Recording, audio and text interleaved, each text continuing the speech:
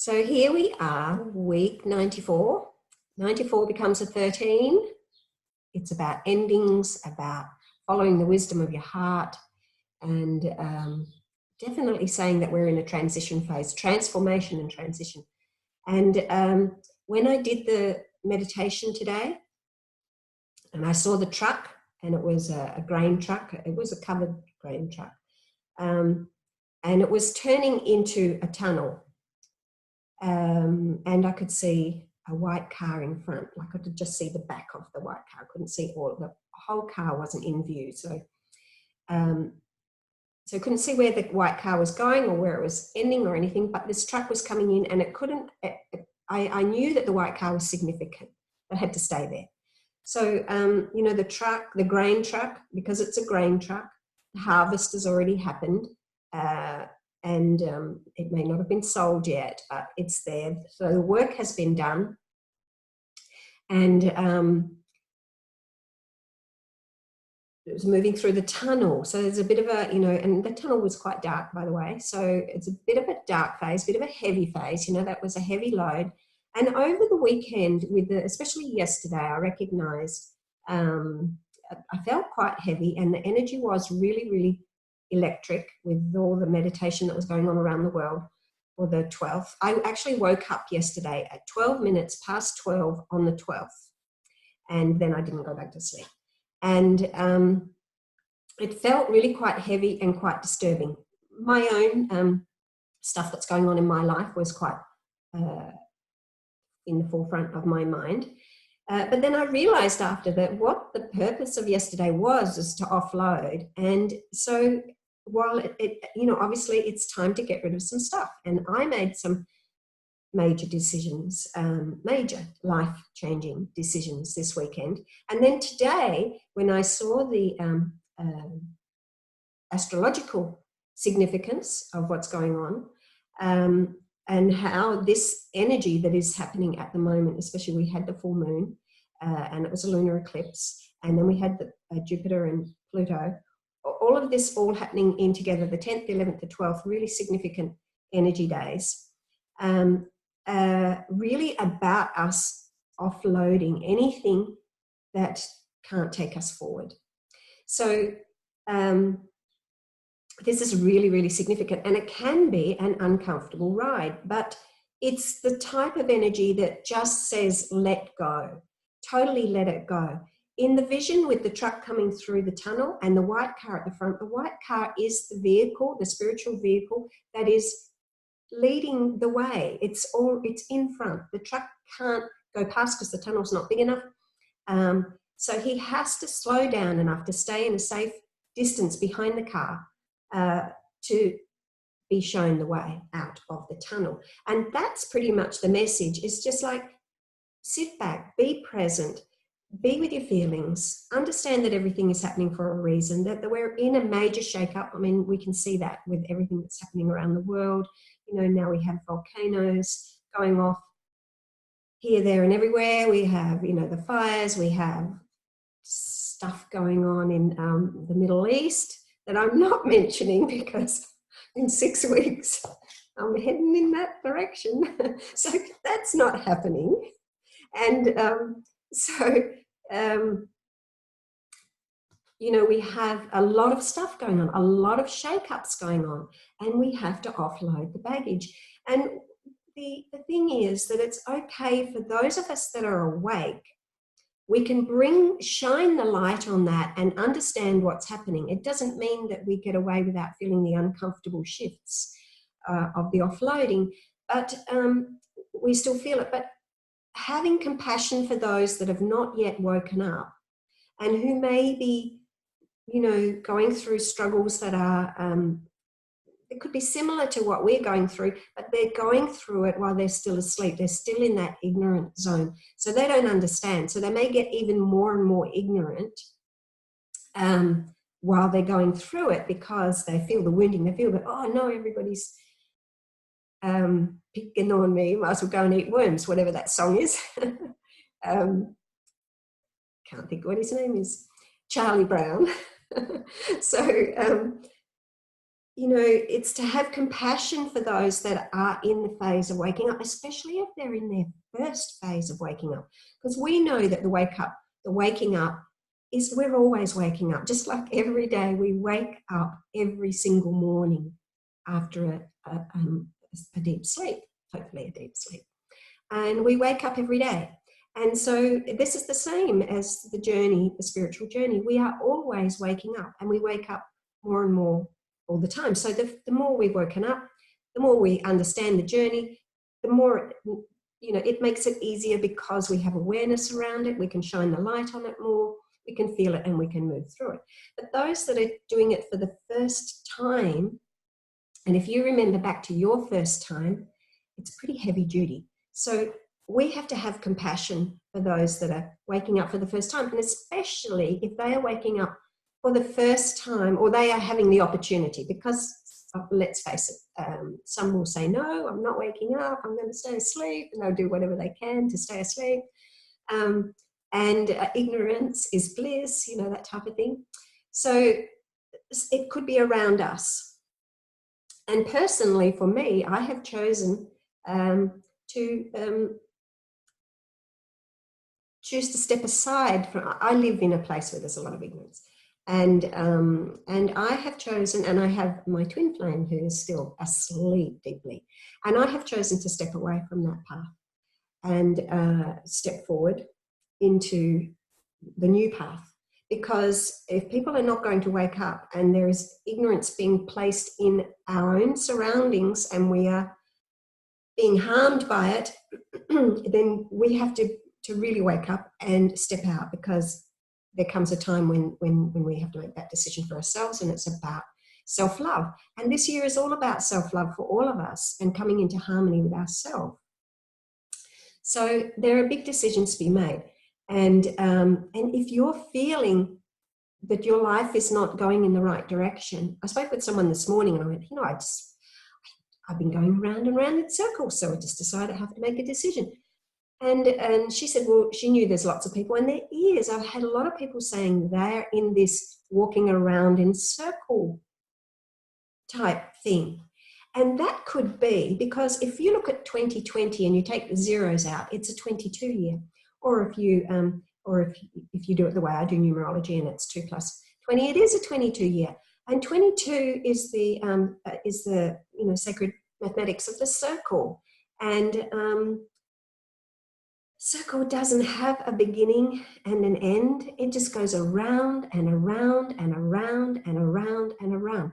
So that's the energy that we actually have today, this year. And it is probably going to be a little bit difficult in some situations to be able to find direction. But direction is what we have to find. We have to find the center point. We need to find the center point. If you draw a circle, you're drawing a 22 basically. So draw a circle, and in the middle put a dot, and imagine that you are the dot, and hold your stillness, find your stillness, and then you just have to take one step at a time, one step at a time. It's no point planning. Somebody just a little bit earlier asked me, what am I going to do? I'm going to put my house on the market. What am I going to do after that? I'm going to stay living in Egypt.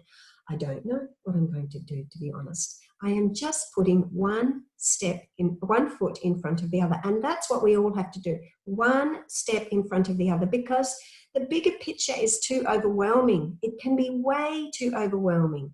If we say, my daughter, God bless her, said, Mom, you're too old for all this. Don't sell the house until you have a plan. You're getting too old. I know you always say, oh, you know, the divine will guide me and I'll just trust it. She goes, no, you're too old. You need to have a plan in place. I don't think I'm ever going to change. I have no plan. I'm just going to put one foot in front of the other, and I'm going to encourage everybody to put one foot in front of the other, because you don't know if that plan is going to change. Who knows? We don't know what the bigger plan is. I can't live that way. So my life lesson is a 22. We are in a 22 year. Luxor Light and me all together going into a 28-10 year this year. It is new beginnings. So big stuff, old stuff has to go. You cannot take it with you. And so for all of us, January is a very powerful month. It's always a powerful month, no matter what year we're in. But, there are really powerful energies around at the moment. It's the seed planting year. It's the month. It's the month where our thoughts are quite strong because it's been the first month that connects us with our thoughts. That's why we have, New Year's resolutions and what have you. So we intend, we affirm we're going to do something. And I just affirm that I am going to put one foot in front of the other, and I'm going to do it in as comfortable way as possible and take a rest if it's feeling overwhelming. And that's what we all need to do. So I did the card reading, and I'm looking forward to cashing in the truckload of grain that I've harvested from all my hard work. And I hope you guys are really looking forward to cashing in the truckload of grain from all your hard work. And so we can have the bounty.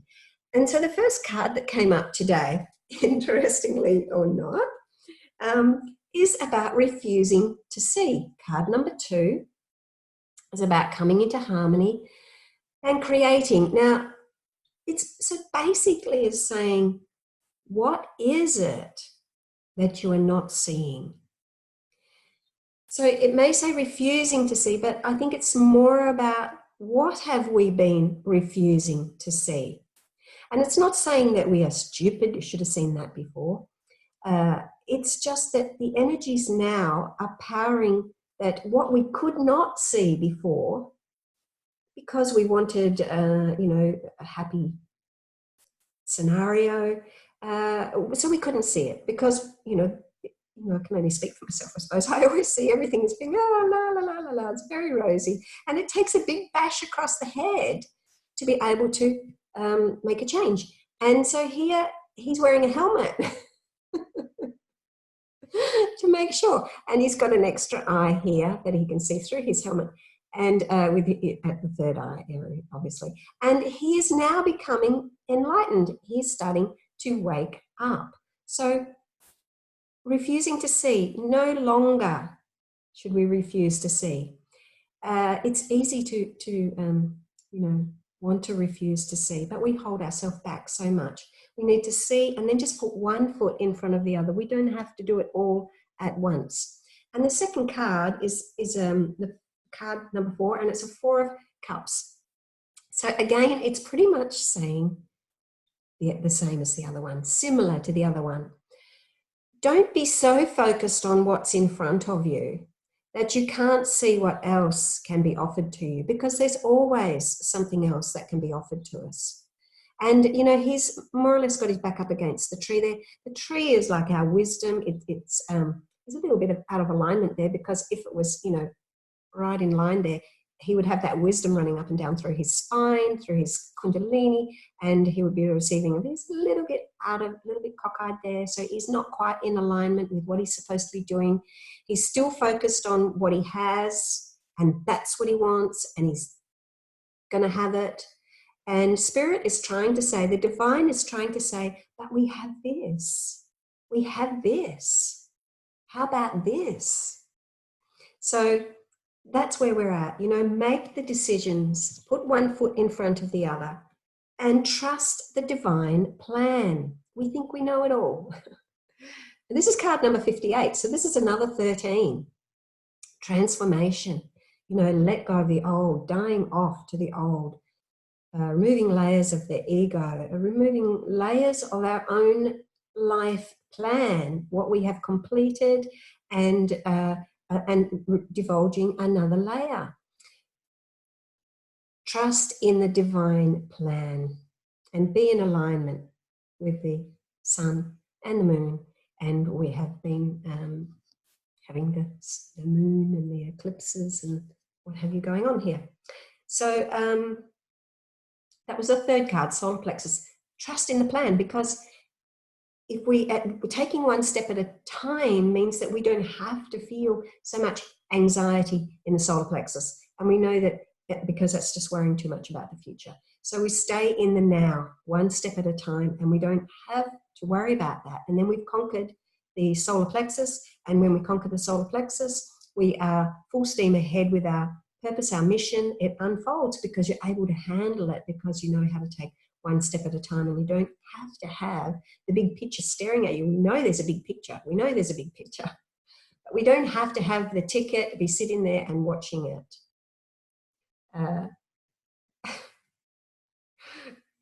Message to myself. I don't have to know everything. We don't have to know everything, but one foot in front of the other. Card number 4 of the heart, blessings. If we can do that, our wishes will come true.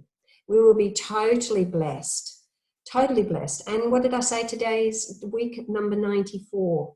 94 being the 13, 94 being follow the wisdom of the heart. And if we follow the wisdom of the heart, we will be totally blessed and our wishes will come true. We will transform with that 13 vibration. And the 5th card, coming into the throat now, is the 9 of air.